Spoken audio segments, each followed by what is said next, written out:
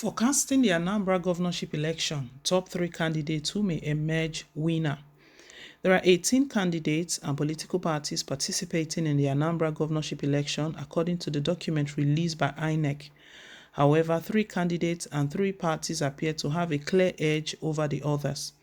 Charles Chukwuma Soludo, the candidate of the All Progressive Grand Alliance APGA.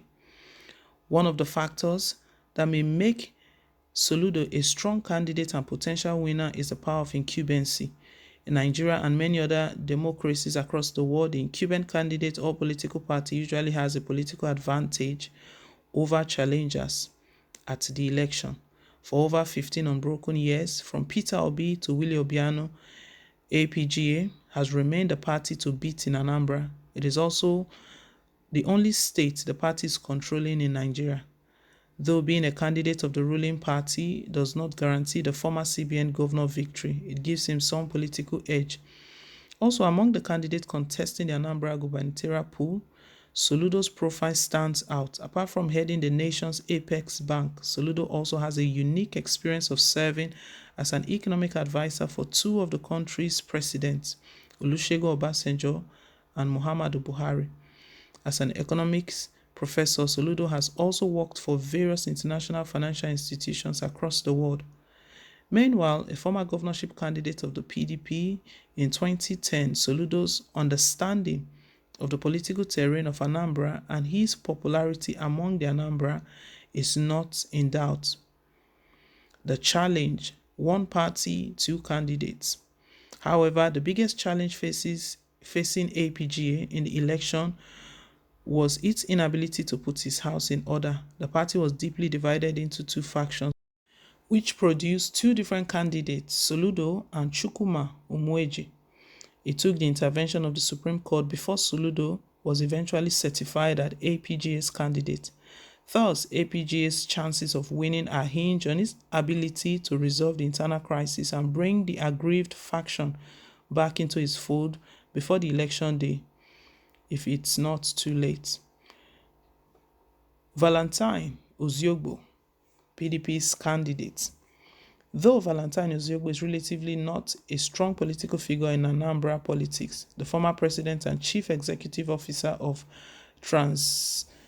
Transnational Corporation of Nigeria PLC, Transcorp, is standing on the shoulder of the PDP, an undoubtedly strong party, to take a shot at the Anambra state governorship seat. When Nigeria returned to civilian rule in 1999, the first party to rule Anambra between 1999 to 2006 was the PDP. Also, until very recently, the Southeast appears to have a soft spot for the nation's opposition party. Meanwhile, as the PDP makes effort to return to power at the national level in 2023, the party understands the importance of winning Anambra State and will certainly pool its resources together to get the desired result. All these make Oziogbo a strong candidate to beat in the forthcoming election. However, the stumbling block to the PDP's victory is the internal crisis, which also rocked the PDP before Oziogbo eventually emerged as its candidate after a series of intense legal battles. The inability to manage the crisis well led to the exit of an aspirant, Godwin Maduka, who eventually emerged as the candidate of the Accord Party in the election. Asked about the chances of the PDP in the forthcoming poll in an interview by Arise News TV, even the former Senate President Bukola Saraki admitted that the failure to manage the internal crisis well makes the poll a tough contest for his party, though he expressed optimism that Oziogbo will emerge the winner. Andy Uba and the APC. Unlike PDP's Oziogbo, Andy Uba is a political veteran not only in Anambra politics but also at the national level. He was a former senator on the PDP's platform and joined the APC in 2017. Prior to that, Uba also got a brief taste of the Anambra governorship seat. In 2007, he occupied the seat for about 14 days before he was asked to vacate the seat for Peter Obi via a court order. Uba also served as former President Olusegun Obasanjo's aide on domestic matters. Apart from his political strength, he's flying the ticket of the party that is not just in power at the national level, but also aggressively making effort to take over the Southeast in a bid to secure victory in 2023. Ahead of the election, the APC has been a major beneficiary of the gale of defections that hits APGA. Even the deputy governor of Anambra State, Nkem Okeke, is now a member of the APC. APC's major problem in the south is, even with the defection of Governor Umahi and the shocking victory of Imo Governor Hope Uzodinma at the Supreme Court, the APC still appears to be an unpopular party in the southeast. Things are also not too good for the party at the national level, especially as many Nigerians accuse it of failing to deliver on its promises.